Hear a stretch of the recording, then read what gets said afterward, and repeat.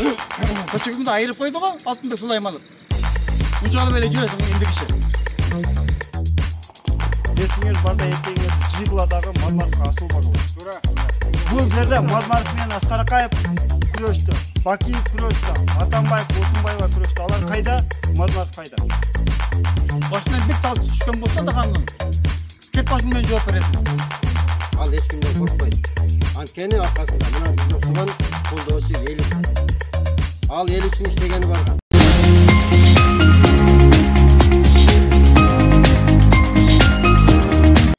Assalamu alaikum, урматтуу кыргыз элим, урматтуу мекендештер. Каалайын калың жұрт, касиеттүү кыргыз элим. Мына кече 2-июнда Жогорку Кеңеште болгон кайма айтышуу боюнча биз дагы өзүбүздүн пикирибизди билгизип коелу деп чыгып отурабыз.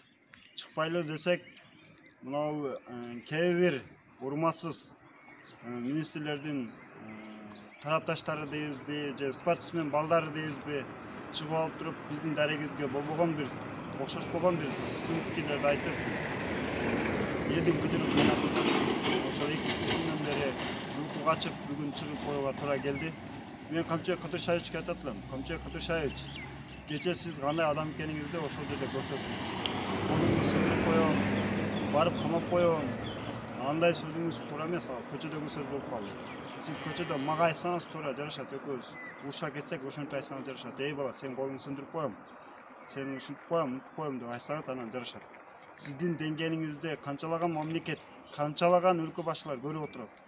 Мына ошол жерде маданияттуулукту сактап, сиз деп кайрылып аткан адамга да сиз ушинтип кыйкырганыңыз өтө туура эмес болуп калды. Мен ушул жердеги Ташиевдин тарапташтарына айтам, Жапаровдун тарапташтарына айтам. Бөлүнбөйлү. Бул өтө жаман нерсеге алып келет. Мармаровду эчтеке кылбады дейт. Мармаров эмне кылганына мына 2021-жылы шайлоо болгондо президенттикте мынабы өзгөндө стадиондо мен эмес, ошол Жапаров оозу менен айткан. Жүздөгөн мыйзамдын автору кыргыз мамлекети үчүн иштеп келе жатат, мекенчил, мамлекетчил жигит деп айткан. Кече болсо чыгып алып башканы сүйлөп атат. Популисттер. Ал туура эмес. Бул өтө туура эмес. Мен ошон үчүн айтамын, керек болсо Ташиевке да айтам, Жапаровко да айтам. Бул кылганыңар өтө туура эмес. Куршапка келип былтыр кемпирабад маселеси көтөргөндө тилиңди жулуп алам. Эми болсо колуңду сындырып коем. Кыргызстан майып болуп калды. Апарып камап коем. Эми Кыргызстан 6 миллион элди ушинтип чыгып өзүнүн пикирин айткан адамдарды апарып отургузуп өрө турамсыңар, Кыргызстан полный зектердин зонасы болуп калат. Майып болуп калат. Бул мен айтайын деген сөз. Эсиңер барда эртеңерди Жиғыладагы Мармаровка асылбагыла. Туура. Бул жерде Мармаров менен Аскаракаев күрөштү, Бакиев күрөштү, Атамбаев, Отунбаева күрөштү. Алар кайда? Мармаров кайда? Эсиңер барда эртеңерди Жиғыладагы Мармаровка асылбагыла. Сүйлөгөндө ойлонуп, өзүңдү эр ойлосоң, өзгөнү шер ойло дейт. Ошондуктан Камчыбек Кыдыршаевич, сизден мен талап кылам, чыгып туруп ошол жерде Мармаровдон кечирим сурап коюшуңузду мен талап кылам. Талап кылам.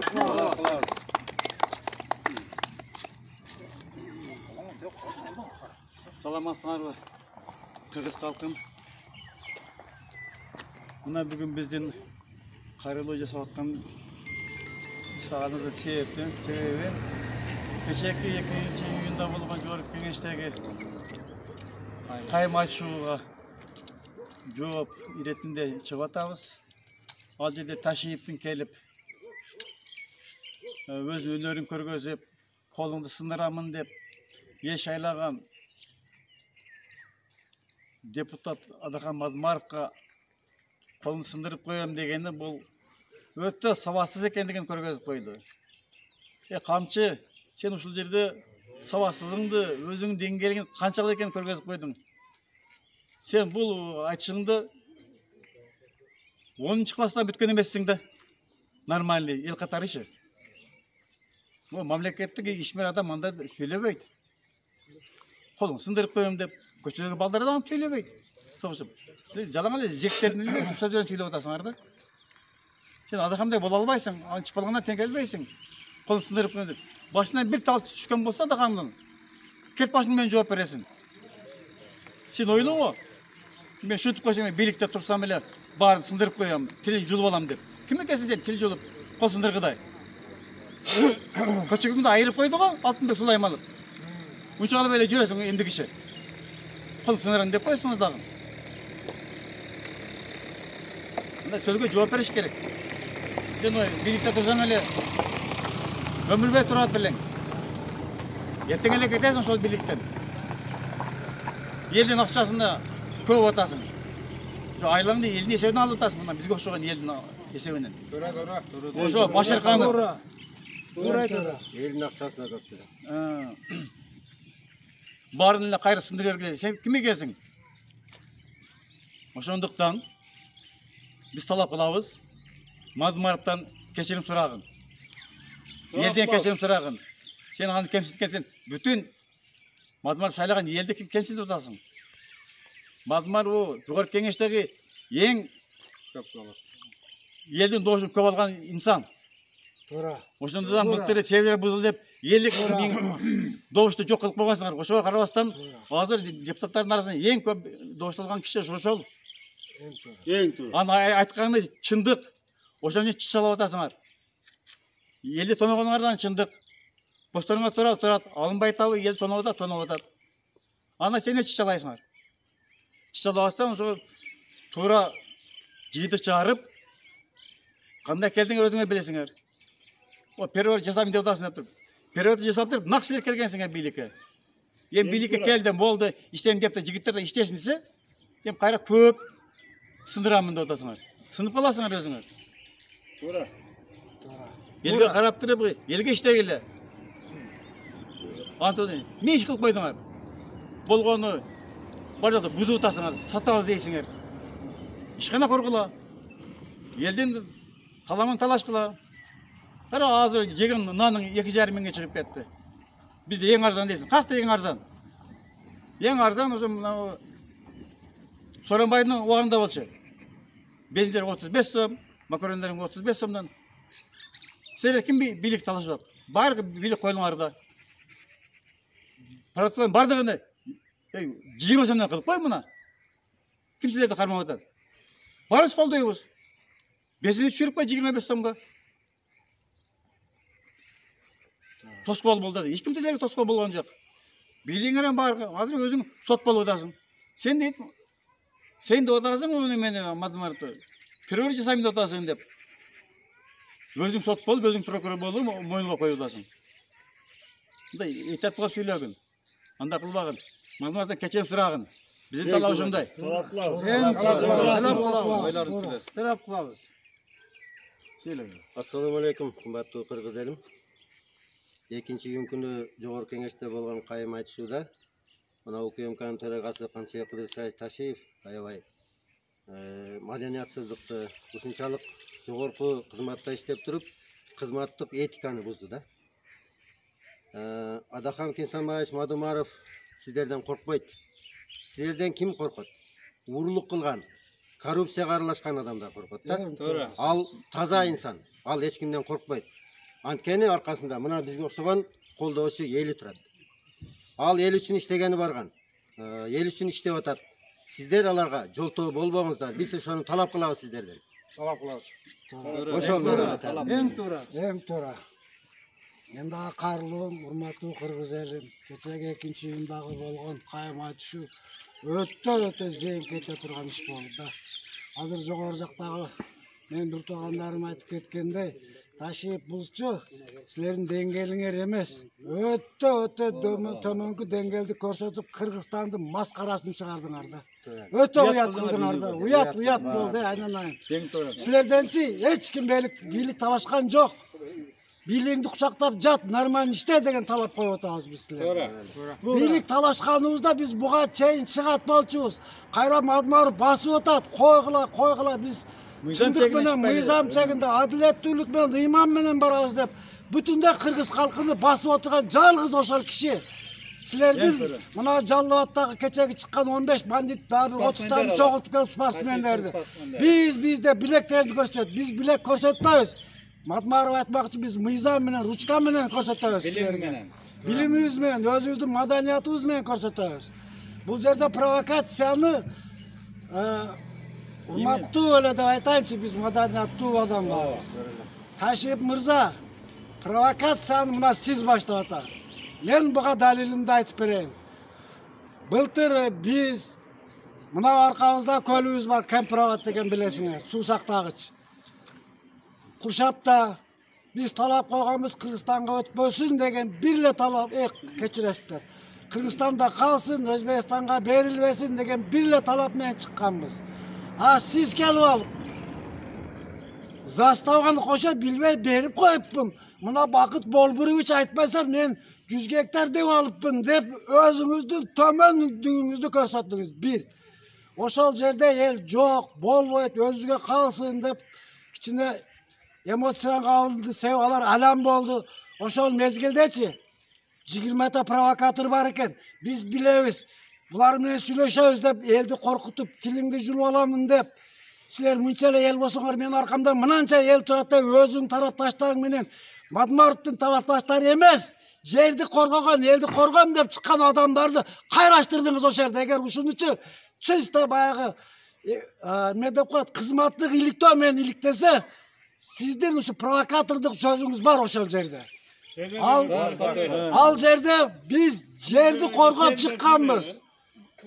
Жерди коргоп чыкканбыз. Менин мынанча аркамда шайлоочум бар, менде дагы бар деп сиздин оозуңузду бирөө тырмадыбы? Биз шайлоочулардын санын эсептедикпи ал жерде?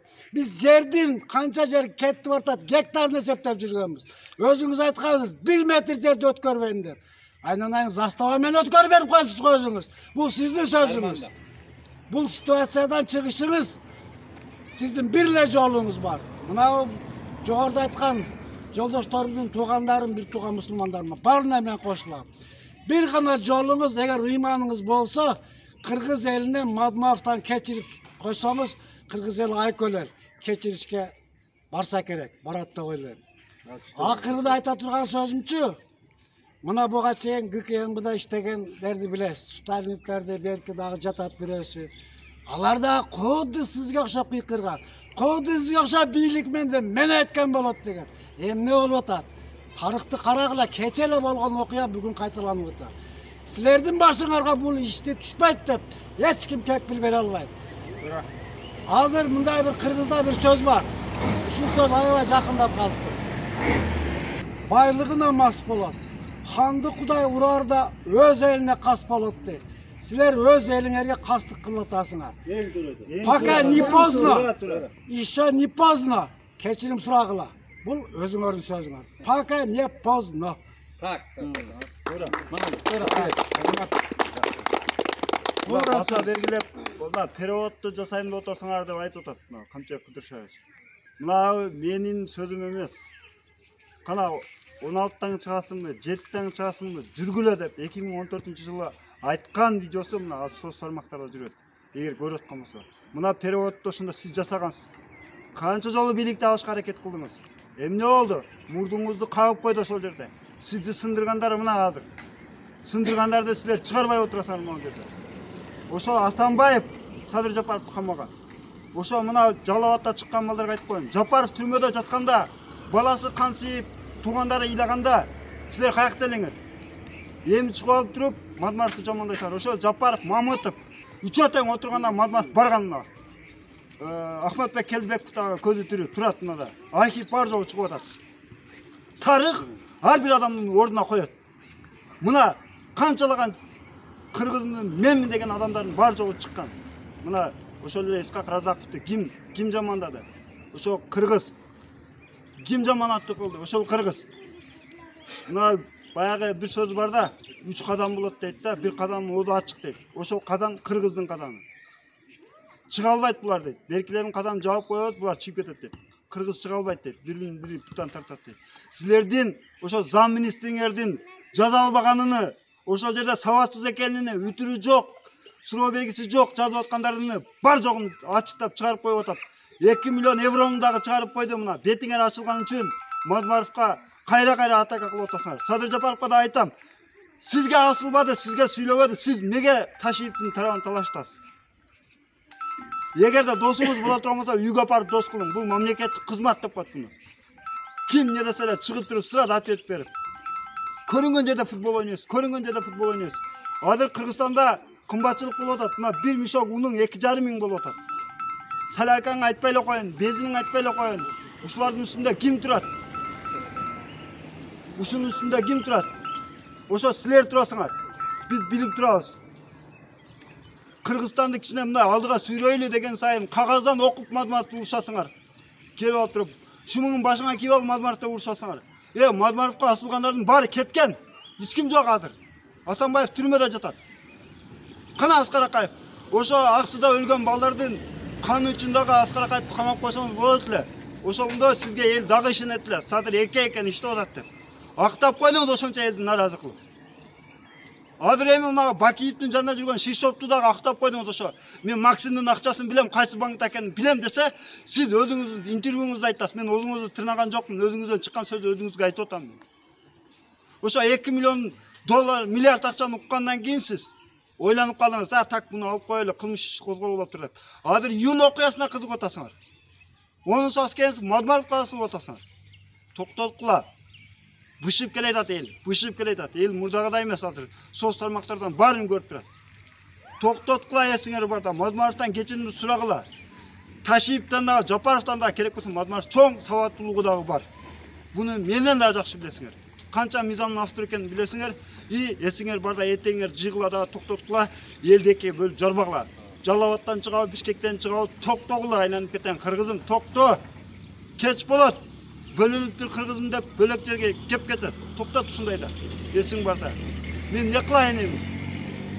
Кой деген сайын, кой ушуларга ответ жазбай эле коеюн деген сайын мен камчы эмесмин дейт. Сиз камчы болбосоңуз ким анан? Атыңыз. Досуңуз жүрөт. Бир журналистке жооп кайтарып тоок ме деп. Ошо тоок ме деген сөз президенттин деңгээлдеги сөз эмес ал. Садыр Нуркожоевич, сиз иштеп атасыз. Майли, айла жок, пешене экен, пешенеге жазганын көрөбүз. Ошо Атамбаевди дагы көрдүк, Сооронбайды дагы көрдүк, сизди дагы көрөйлү. Эл түшүнбөй атат. Эл өзү шайлап алып, өзү аттин кылып атат. Мына 90 депутатты шайлады. Токто, пулуна алданба десе, мына кече Мирлан Самикожодон башка эч ким чыккан жок ошол жерде. Калыстык сөзүн айтып. Ошол туура айтат мына. Жанагы Эмдирбек Иманалиевдин нурун айтты. Ошол туура сөз. Түбөлүк эч ким башчы эмес. Буну түшүнбөй коюу жакшы эмес. Чындыкты айтсаң чоңдорго ар дайым эле жакчу эмес. Бул чыныгы сөз. Мына ошо чучуңарга жетип атат. Токтоткула эсиңер барда. Мына тарапташтарына да айтам, Садырдын дагы, Ташиндин дагы тарапташтарына айтам, бөлүнбөгүлө. Акаңардан кетип атат күнөө. Абаңардан кетип атат күнөө. Мына Кыргызстанды кичине оңдобойлубу? Канча эл талаада жүрөт. Москвада жүргөндөр дагы көрүп, ичи кайнап атат ошол жерде. Танат Мамутовду дагы көрдүк ошол жерде. Мамлекеттин ошо депутаттардын атынан барып сүйлөгөн. Токтоткула, Мадмаровго асылбагыла, силерди уят кыла элек ал. Перевод кылып, Абыйдын решеткасынан бир жолу секирген жок. Секирбейт дагы, андай мыйзамсыз ишке Конституциядан чыкпайт ал. Мына ошол үчүн тарыхта кылат. Бизде Ташиев мырза кайрылуу дагы. Бул депутаттар, сүйлөбөй отурган депутаттар силер тарап эмес. Алар кайсы бийлик болсо келип кетере турган ошондой адамдар алар. Буга далил кече мына өзүңөр мактадыңар. Мына эми өзүңө келдиң деп бал бакыпты. Позициям силер менен дедилер. 2 сааттан кийин не деди? Мадмаров утtu, Ташиев утулду бул жерде деп телевизордо сүйлөдү. Эксперттер талдайт дегенде. Мындай депутаттардан этият болуңуз. Ушулар жетет түйүңүзгө, мына отургандар эмес, Мадмаров эмес. Себеби бизге бийлик керек эмес. Ошол отурган депутаттар жетет. Шашылбай туруң, бул сөз Алладан кулağыңызга бир кабар болсун деп. Башка менен иланчым жок. Аллага койдук силерди. Алла гана күчү жетпесе, биз маданияттуу элбиз, жакшылыктан үмүтүбүз бар. Бир гана шайтан үмүтсүз деген. Биз Кудай кааласа дагы жакшылыктан үмүтүбүз бар. Мадмаровго сабыр, ден соолук. Мадмаровго сабыр, ден соолук берсин. Саламатсыздарбы? Эгерде Ачык Акыйкат каналында биринчи жолу болсоңуз, каналга катталып, мага жакты деген белгини басып, ой пикири калтырууну унутпаңыз. Чымындай жанды чыркыраткан чындык биз менен.